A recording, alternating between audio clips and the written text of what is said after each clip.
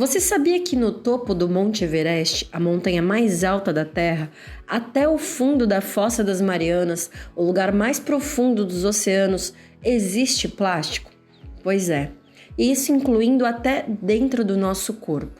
Eu sou a Raquel Hidalgo, jornalista e coordenadora de comunicação aqui do Instituto Ecoar, e conversei com o professor do Instituto do Mar da Unifesp, o Ítalo Castro, sobre algumas pesquisas que eles andam realizando e que envolvem a contaminação do plástico, as diferenças entre os tipos de microplásticos e muito mais. Confira esse papo e já deixa aqui o seu like.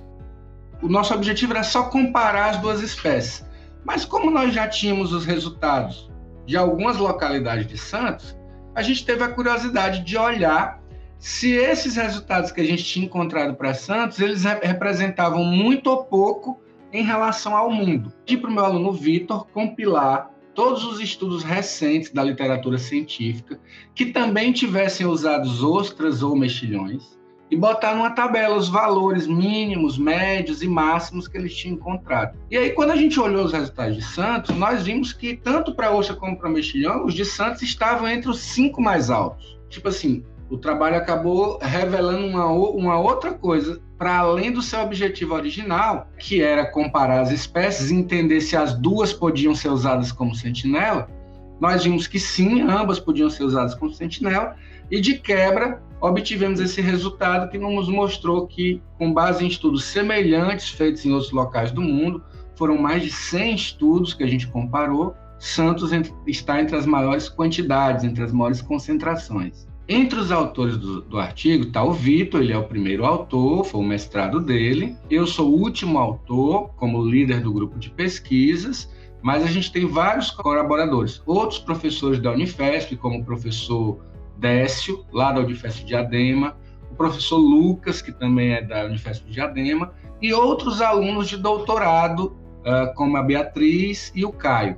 Além dessa galera, a gente tem também o professor Carlos Sanz Lázaro, que é um parceiro nosso lá na Espanha, na Universidade de Alicante, para onde, depois que nós terminamos todas as análises, nós mandamos as amostras para fazer algumas análises complementares. O início foi aqui na Unifesp, foi através do trabalho do Vitor. Todo o trabalho foi aqui na Unifesp. Apenas umas pequenas análises complementares foram feitas na Espanha. Nós fizemos tudo junto. Microplástico, né? A gente usa esse tipo de produto em diversas coisas que a gente usa no nosso dia a dia. Se a gente parar para pensar, né, hoje a gente faz tudo com plástico. Então, eu li um trecho da matéria em que vocês falavam que não era ainda considerado um dano. Como que vocês fazem essa diferenciação? Quando que a gente vai começar a tratar o microplástico como um verdadeiro dano, como poluição, como algo justamente que é necessário tomar medidas mais drásticas? Como que o senhor explicaria isso para a gente? Primeira coisa, o microplástico ele é o resultado da fragmentação de itens plásticos maiores. Existem 2 tipos de microplásticos quando a gente pensa na sua origem. O primeiro tipo é o microplástico primário, é aquele que já é fabricado pequeno. A gente considera microplástico quando é menor que 5 milímetros. E existem alguns produtos que incluem na sua composição microplástico. Por exemplo, creme dental, sabonete, cremes esfoliantes. Aqueles grãozinhos esfoliantes, até um tempo atrás, usavam pequenas partículas de plástico para dar aquele efeito esfoliante. Esse é o microplástico primário, ele já é fabricado e lançado no ambiente em pequenas dimensões. Um outro tipo de microplástico primário é o plástico como matéria-prima. Vamos supor que você queira fabricar copinhos plásticos, você abre uma indústria para fabricar copinhos plásticos. Você vai ter que comprar a matéria-prima, né? O plástico bruto para poder derreter esse plástico e fabricar os copinhos que você quer vender. Pois bem, esse plástico bruto é comprado sob a forma de pequenas bolinhas, que também é um tipo de microplástico primário. Quer dizer, que se vazar durante o transporte até chegar na sua indústria e cair no ambiente, é microplástico primário. Esses são os importantes, mas não são os mais frequentes. Os mais frequentes são microplásticos derivados de itens maiores. Então, a sacolinha, a garrafa e até a nossa roupa, que é feita de plástico, se você olhar a etiqueta da sua roupa, você vai ver elastano, poliamida. Então, esses materiais eles vão se fragmentando quando caem no ambiente e lançando pequenas partículas menores que 5 milímetros. Esses são os microplásticos secundários, que não são fabricados pequenos, mas se formam pela fragmentação. Por que que isso é um problema sério? Uma outra parte da sua questão que você colocou. Isso é um problema sério porque o mundo inteiro utiliza o plástico maciçamente. Isso acontece porque o plástico ele é barato e, ao mesmo tempo, versátil. Raros são os produtos na história da humanidade que são simultaneamente baratos e versáteis. Então a gente tem plástico na roupa, no carro, no avião, no celular, no aparelho eletrônico, no computador, né? No cosmético, na comida. Então a gente tem plástico em tudo isso. Então a gente usa o plástico de forma maciça. A ponto, Raquel, de eu poder fabricar um copinho plástico que você levanta aí, vai até o bebedouro, se serve de 1 ou 2 copos d'água, usa esse copo por 30 segundos, 1 minuto, e joga fora. Olha só, é só um produto que é tão barato que permite esse luxo que a humanidade se dá. Você liga para um delivery e pede um sushi e recebe numa embalagem com fundo preto de plástico e uma tampa cristal de plástico protegendo. E essa embalagem é usada só por alguns minutos, desde que sai do restaurante até chegar na sua casa. Esses são os itens plásticos de uso único, que sozinhos representam mais de 70% de todo o plástico que é produzido no mundo. O resultado disso, desse uso disseminado em larga escala, paralelamente à sua fragmentação, origina microplásticos que então estão em todos os lugares. A gente usa a palavra onipresente, né? Como Deus, né? Deus, dentro da fé católica, ele é um ser onipresente, está em todos os lugares. Então, o plástico é como um Deus, né? Ele está onipresente. Então, você vai encontrar plástico do topo do Everest, 8.458 metros de altitude, a montanha mais alta do planeta, ao fundo das fossas da Mariana, 10.970 metros de profundidade. Do topo do Everest até o fundo do oceano, em qualquer lugar que você procure. Aonde procurar, vai encontrar. Só não tem microplástico ainda, aonde ainda não se procurou. A ponto de ter se encontrado microplástico no coração humano, na corrente sanguínea humana, no pulmão humano, na placenta humana, no sêmen humano, no pescado que consumimos, no mel, né? Nas áreas marinhas protegidas mais remotas do planeta, Fernando de Noronha, Abrolhos, Ilhas Fiji, Ilhas Galápagos. Então, o microplástico está em todos os lugares. E resultado exclusivo da atividade humana no planeta. Mas o que acontece? É a respeito do dano. Se eu colocar uma bolinha de plástico no meio do oceano, isso é natural? Não.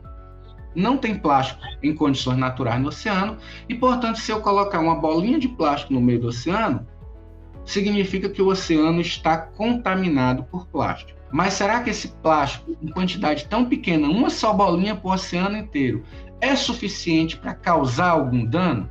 Provavelmente não. Então, nós dizemos que o oceano está contaminado, no meu exemplo, mas não está poluído.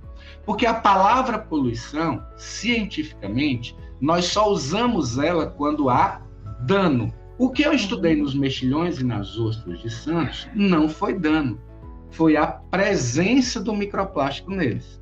Tem muito? Tem. Causa dano? Provavelmente, mas eu não estudei. E por uma cautela e uma reputação científica, eu não falo em dano. Agora, se eu descobrir numa outra pesquisa que o microplástico naquele bicho está deixando ele doente, ora, doença é dano. Então, assim, para a gente falar em poluição, dano. Provavelmente tem dano, provavelmente os bichos estão doentes, mas a minha pesquisa se consistiu em entender se aquela espécie acumulava microplástico dentro dela e se servia como uma ferramenta para medir microplástico pelo Brasil afora. Sim, serve. Segundo ponto da pesquisa, o microplástico encontrado é muito em relação aos outros países do mundo que já fizeram estudos semelhantes?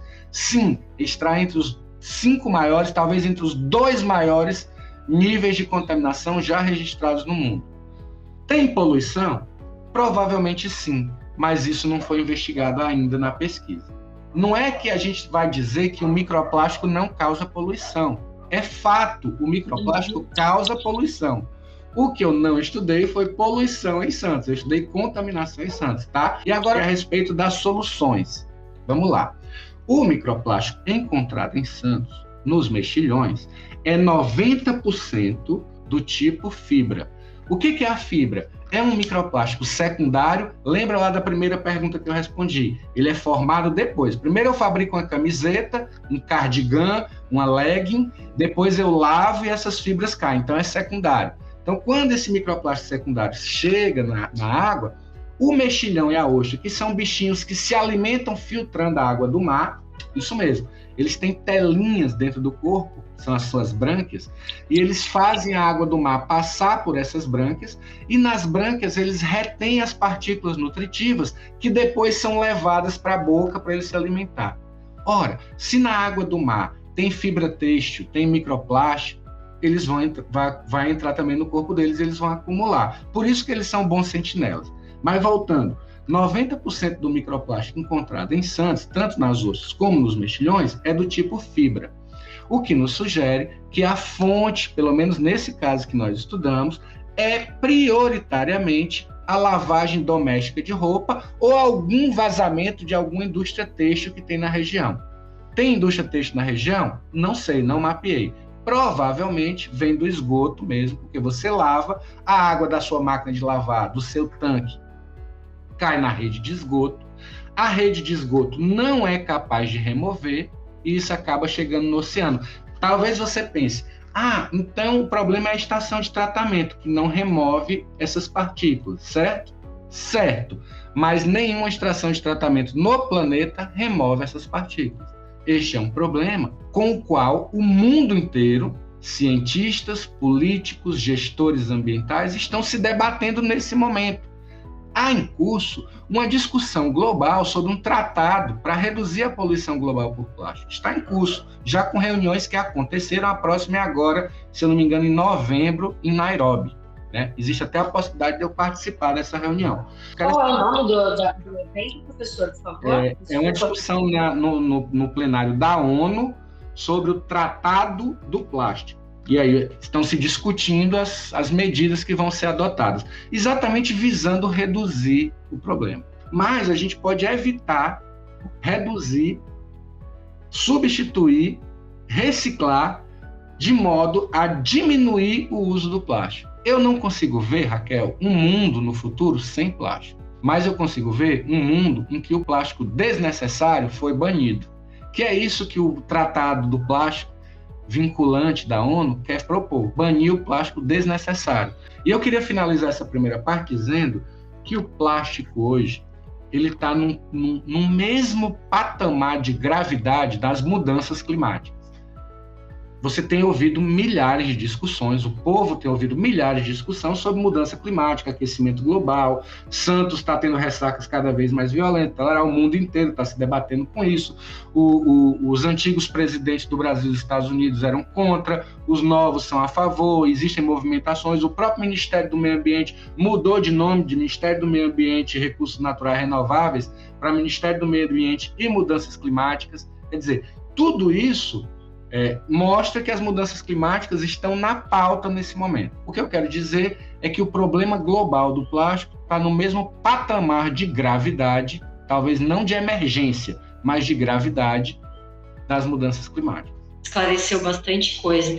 O senhor está falando sobre o Santos ser intitulado, né? Ele estava falando lá atrás sobre Santos estar com esse título. Quem estaria em segundo e terceiro lugar? Só para a gente entender um pouquinho da estrutura. A segunda pergunta é se nesse evento, né, o senhor está se preparando, diz que provavelmente vai participar do Tratado do Plástico. Santos, a partir da pesquisa de vocês, vai ser mencionado esses dados aqui da Baixada Santista? Não é assim que funciona. Esses tratados, eles são discutidos dentro da diplomacia. Então, no caso do Brasil, o Ministério das Relações Exteriores, o Itamaraty, e algumas organizações da sociedade civil, ONGs, vão lá para debater as cláusulas, as restrições que vão ser impostas. E se eu for, óbvio que isso não está confirmado ainda, a Nairobi, eu irei como um consultor. Porque, óbvio, durante esses debates, ocorrem muitas discussões que enveredam pela seara mais técnica, mais científica. E, às vezes, esses diplomatas ou esses representantes da sociedade civil, que são muito bem treinados para suas funções de advocacy, né, de discussão nesses meios políticos internacionais, eles, obviamente, desconhecem alguns detalhes técnicos. Então, se eu vou a Nairobi como um consultor técnico para esclarecer questões que possam ser dúvidas na hora da discussão das regras do tratado. Obviamente, os resultados de Santos podem ser apresentados, né, mas, em geral, não é assim que funciona. Já é dado, já é conhecido que a contaminação global por plástico é um problema e é um problema sério que precisa ser resolvido. Muito provavelmente não será necessário relatar o caso de Santos, porque isso já é um dado superado. O que tem a se superar é o que vamos fazer, e essas são as discussões. Não existe um ranking, tá? Nós compilamos vários estudos e encontramos que mais de 40 países já tinham feito estudos semelhantes, e comparando os nossos resultados com o desses países, nós estávamos entre os mais altos. Os países que apresentaram maior concentrações, eu acho que foram Hong Kong, Taiwan, Espanha, Brasil, alguns dados da China. Só uma coisa também que eu queria perguntar, né? E a gente acaba acompanhando algumas coisas que ficam, como posso dizer, essas coisas que acabam sendo traduzidas nas redes sociais, de modo que a gente às vezes fica até com medo de acreditar, né? Claro. Nessas matérias que eu acompanhei de vocês, falava-se sobre a contaminação na placenta, no sangue humano, aí o senhor mencionou agora, né, na sua fala também. Então isso é real, a gente já tem microplástico no nosso corpo. Isso. Inclusive, já foi vinculado em literatura científica revisada pelos pares, quer dizer, em estudos científicos de renome. Bom, professor, eu agradeço muito, muito pelo seu tempo, por toda a explicação que o senhor me deu de forma fácil, compreensível. Espero que tenha curtido essa conversa e que ela tenha acrescentado conhecimento aí para vocês. Ficamos ansiosos e ansiosas para ouvir as suas perguntas, experiências e sugestões aqui nos nossos comentários nas redes sociais. Vamos adorar responder a todos e todas. Sigam o perfil do Laboratório de Ecologia e Conservação Marinha da Unifesp no Instagram, é labquimar_Unifesp. O link tá aí na descrição. E também não esqueçam de seguir o @EcoarInstituto para se manter atualizado e atualizada sobre as nossas iniciativas e conteúdos. Para quem não sabe, também temos um canal no Spotify. Lá a gente fala sobre vários assuntos relacionados à sociedade e meio ambiente. Segue a gente lá também, Ecoar Podcast, o link também tá aqui na descrição. Muito obrigada por nos acompanhar e até a próxima!